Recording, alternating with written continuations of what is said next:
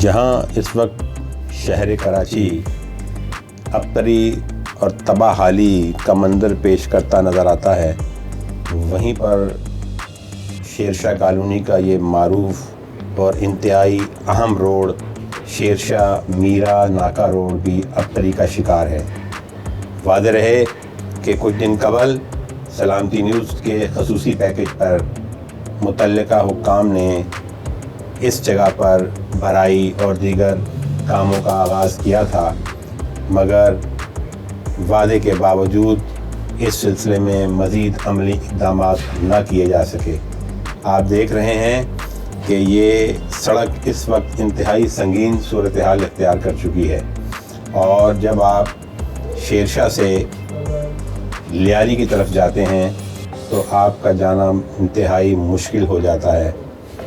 جیسا کہ پہلے بھی ہم نے اپنے پیکیجز میں بتایا ہے کہ نعمت اللہ خان کے دور میں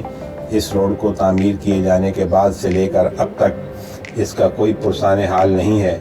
اور یہ اہم سڑک شیرشاہ کالونی، بلدیہ، اورنگی ٹاؤن، منگو پیر اور ان تمام آبادی کو